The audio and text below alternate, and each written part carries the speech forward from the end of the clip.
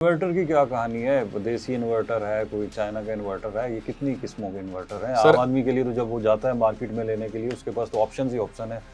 किस तरह से चूज करे कि देसी इन्वर्टर में क्या मसला है? सर देखें, जो देसी इन्वर्टर होते हैं, एक तो वो बहुत चीप हैं रेट में, आपको अट्रैक्टिव करते हैं कि जी मैं बहुत सस्ता हूँ, ले लें आप मुझे। ना तो उसके अंदर प्रोटेक्शन डिवाइसेस होती हैं, बिल्ट इन होती हैं सर इन्वर्टर के अंदर, सर्ज प्रोटेक्शन डिवाइसेस होती हैं, डिफरेंट वोल्टेज प्रोटेक्शन डिवाइसेस होती हैं, वो इनके अंदर नहीं होती देसी के अंदर। सिंपल सा इन्वर्टर होता है, वो डीसी को एसी में कन्वर्ट करता है और आपको सप्लाई देता है। ना आप उसमें बैटरी लगा सकते हैं, ना उसमें ग्रिड शेयरिंग का ऑप्शन होता है, ना ही वो वारंटी के अंदर उस तरह से आता है कि आपको 5-5 साल की वारंटी दें। जिसने 5 साल की सर आपको वारंटी देनी है, उसने कंपोनेंट भी आपके अच्छे लगाए होंगे उसके अंदर, उसमें बिल्ट इन प्रोटेक्शन डिवाइसेस भी हैं। आपने सर देखें, सोलर पैनल तो आप सस्ते नहीं ना लगा सकते, वो तो कंपनी के ही लगाएंगे। आपने घर पे 10 लाख का सेटअप लगवाया और आपने उसमें इन्वर्टर हल्का कर दिया। आप बेसिकली सर आप देखें, इसका बेनिफिशियरी जो है वो घर की खवातीन है या घर की फैमिलीज है जो उस वक्त बेनिफिट ले रही हैं। आपने देसी सेटअप लगवा के आप अपने बिजनेस पे, अपने जॉब पे चले गए, अचानक वापदा सर्जी है, कुछ होए, घर में आग लगे, उन्हें पता नहीं ब्रेकर ऊपर नीचे कैसे करना है।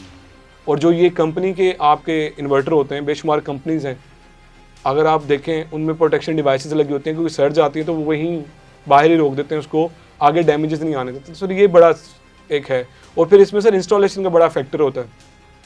छतों पे बाहर ही धूप के अंदर इन्वर्टर लगा देते हैं, ठीक है, उनको पता नहीं होता ये इंडोर लगाने वाले इन्वर्टर हैं, ये IP65 या 66 नहीं है, इनको इंडोर रखना है, इनको एक। तो इसके लिए सोशल मीडिया पे जो आए रोज देखें ना, आप स्क्रॉल करते जाएं, हर दूसरी तीसरी आपको सोशल इस पे सोलर पे, इस पे कन्वर्जन या फिर वो बाइक्स की कन्वर्जन इस तरह से आ रही होती है।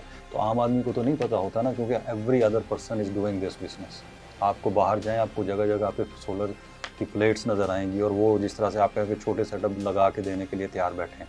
तो उसमें जो ये वाला पहलू है, इसके ऊपर मुझे क्लियर करके दें। और दूसरी मुझे आप ये बताएं, मुझे बजट बताएं, लोअर मिडिल क्लास का बजट बताएं कि वो अगर सोलर पैनल लगवाना चाह रहा है, कितने किलोवाट का वो लगेगा, उसकी कॉस्ट क्या होगी।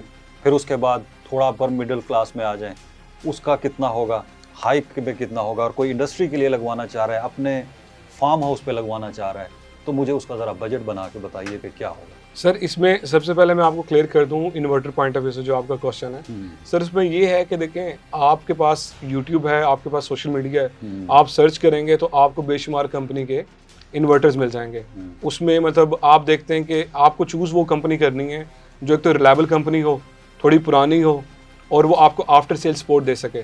तो उसी से सारा सिस्टम बहुत सारी कंपनियां, इस वक्त कॉस्ट भी तो बहुत ज़्यादा होती है। सर कॉस्ट अब ज़्यादा नहीं है, अब मार्केट में कंपटीशन है। इस वक्त सबसे ज़्यादा बेनिफिट ये है कि मार्केट में कंपटीशन आ गया है। जो पुरानी अच्छी कंपनीज हैं वो भी आपको अच्छी प्राइसेस पे दे रही हैं। अक्सर मैंने शुरू में इंट्रो में बात की थी कि 2025 के बारे में ये कहा जा रहा है कि जी ले लो ले लो ले लो, उसके बाद शायद बहुत ज़्यादा महंगा होता जा रहा है। तो 2025 में क्या ऐसा होने जा रहा है? और दूसरी जो मैंने आपसे पूछा है कि मुझे ये बजट बना के दें, क्योंकि जो सुनने वाले वो भी चाह रहे हैं कि जो मैंने जिस तरह शुरू में बात की थी, छोटे से घर से लेके middle class, upper middle class, farm house, या फिर उसका कोई अगर एग्रीकल्चर का सिस्टम है, अलग अलग बताएं कि कैसे वो कितने पैसों में वो लगवा सकता है। सर इसमें ये है कि जो सबसे पहले मैं आपको बता दूं कि इसमें आम आदमी से लेके बिजनेसमैन सब बेनिफिट ले सकते हैं। और जो 2025 है उसके बाद ऐसा नहीं है कि प्राइसेस बहुत ज़्यादा अप चली जाएंगी।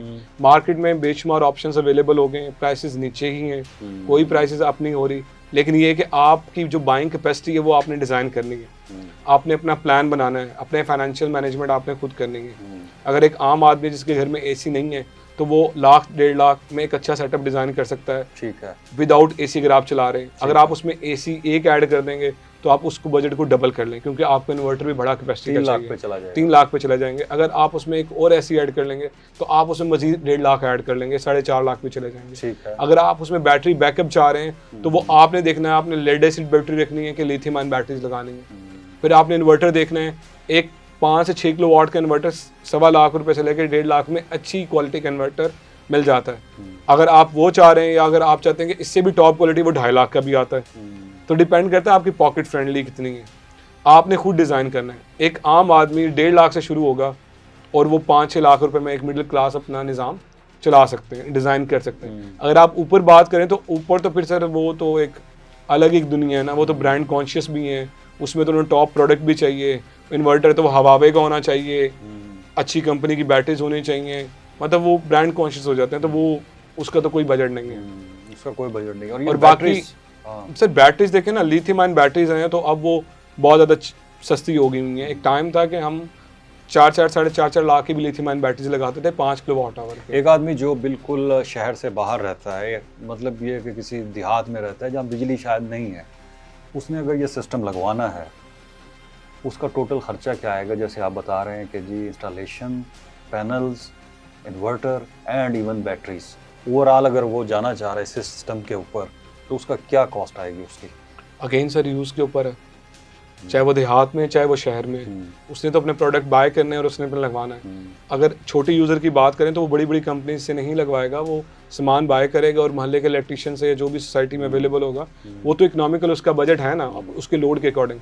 लेकिन जिसने एसी चलाना है ना सर, उसने देखना है कि इन्वर्टर भी एक क्वालिटी का अच्छा हो, वो इलेक्ट्रिशियन पे रिलाय ना करे। बार इन्वर्टर की क्वालिटी पे ज़्यादा सर मैं इस पे फोकस कर रहा हूँ इसलिए कि आपने देखें जितनी भी ये आग लग रही हैं घर में, मतलब मामलात ख़राब हो रहे हैं, ये उनके अंदर प्रोटेक्शंस नहीं होती हैं। इन्वर्टर सर मशीन है मेन ना, उस पर रिलाय करेगा। पैनल आप सस्ते लगवा लें, मेरे घर पे इन्वर्टर IP66 टेक्नोलॉजी का लगा हुआ है जो वाटर प्रूफ है, डस्ट प्रूफ है। एक महंगी मैंने चीज़ लगवाई है, लेकिन पैनल मेरे पास सस्ते लगे हुए हैं, लेकिन वो A ग्रेड पैनल है। मैं उसमें ब्रांड कॉन्शियस नहीं हुआ, इसमें भी ब्रांड कॉन्शियस नहीं हूँ, मुझे इकोनॉमिकल जो पड़ा है मैंने वही लगवाया है। क्या ये मुमकिन है कि छोटी कम्युनिटीज़ हैं, जैसे छोटे देहातों के अंदर एक चंद घर होते हैं, 10 घर हैं, 5 घर हैं, 10 घर हैं, ये मिल के कोई ऐसा सिस्टम लगा सकते हैं कि जो सारे घर उसको यूज कोलेक्टिवली एक लगवा लें और वो आपस में कम्युनिटी बेस्ड? हाँ, बिल्कुल हो सकता है सर। हमारे बहुत से ऐसे क्लाइंट हैं कि हमने एक ही घर पे सेटअप लगवाया है, तो उसके लेफ्ट राइट में जो घर थे, तीनों घरों में सप्लाई जा रही है। ठीक है। सेंटर में सेटअप लगा है और लेफ्ट राइट के घर भी उसको यूज करें, benefit ले क्योंकि सकते डिस्टेंस इतना नहीं है ना। जितना डिस्टेंस बढ़ता जाएगा आपके लॉसेस बढ़ते जाएंगे प्रोडक्शन के, कि जितने आप यूज कर रहे हैं। अच्छा, ये नेट मीटरिंग के हवाले से ना बड़ी मिस इन्फॉर्मेशन भी है और कुछ डिसइंफॉर्मेशन भी हो रही है, लेकिन मेरा ये सवाल है कि वो जो समझ लें कि सोसाइटीज़ हैं कि जिनको नेट मीटरिंग की सहूलत मुयसर नहीं है, और अगर कल को नेट मीटरिंग के ऊपर इतने टैक्सेस लग जाते हैं कि वो एक्सपेंसिव हो जाती है, तो फिर उस एक्स्ट्रा बिजली का वो क्या करेंगे? कहाँ जाएगी उनकी बिजली? सर इसमें ऐसे है कि ऐसा नहीं है कि अगर नेट मीटरिंग अलाउ नहीं है तो वो बेनिफिट नहीं ले सकते। हम लाहौर में एग्जिस्ट कर रहे हैं और बेशुमार सोसाइटीज़ ऐसी हैं जहाँ पे नेट मीटरिंग नहीं है, लेकिन वहाँ पे लोगों ने सेटअप लगाए हुए हैं ऑफ ग्रिड और या बैटरी बैकअप के साथ। आपको पता है लिथियम आयन बैटरीज बहुत सस्ती हो गई हैं, अवेलेबल हो गई हैं। अब तो लोग क्या करते हैं, डे टाइम पे यूज़ करते हैं सारा मेजर लोड। ये खर्चा भी तो बढ़ जाएगा ना फिर, इसका मतलब है कि आपको बैटरीज लगवानी पड़ेंगी। लेकिन सर उस सोसाइटी की एक्सपेंसिव इलेक्ट्रिसिटी से फिर भी सस्ता पड़ेगा। आप ना लगाएं बैटरीज। मैं एग्जांपल लेता हूँ, बैरियर ऑर्चर्ड या बैरियर टाउन या वलेंशिया टाउन है, कुछ ऐसे हैं जहाँ पे अलाउ ही नहीं है नेट मीटरिंग। वहाँ पे हम हाइब्रिड इन्वर्टर्स लगाते हैं विदाउट बैटरी, वो वहाँ की शेयरिंग के साथ चलता है। वो विद शेयरिंग चलाते हैं, जो डे टाइम पे यूज़ कर सकते हैं सोलर से वो यूज़ करते हैं, रात में अपनी सोसाइटी की बिजली 50% तो अपनी बिजली को बचा रहे हैं। तो सोलर का सर बेनिफिट रहेगा। नेट मीटरिंग है नहीं है, एक्सचेंज रेट उसका ख़त्म भी हो जाता है, या आपको वो सस्ती बिजली आपसे ख़रीद के महंगी दे रहे हैं, बेनिफिट आपका रहेगा किसी न किसी मद में। लेकिन आप ये देखें कि जो बारिशों का मौसम होता है उसमें तो डेफिनेटली इस पर इफेक्ट पड़ता है, बादल होते हैं, चीज़ें होती हैं। इन दैट केस तो आपकी डिपेंडेंस ज़ाहिर है कि सरकारी बिजली पे भी रहेगी। बिल्कुल सर, देखें पाकिस्तान जो इस वक्त अगर सोलराइज हो रहा है, या एशिया अगर आप देखें तो 365 डेज होते हैं इन अ ईयर, 300 प्लस हमें सनी डेज मिलते हैं। आप 65 डेज वो निकाल दें जिसमें बारिशें फोक पड़ रही हैं, 300 दिन तो हम बेनिफिट ले रहे हैं ना सोलर का, तो हमने अपनी कैलकुलेशन 300 दिनों पे करनी है। So solarisation the future of Pakistan. Yes sir.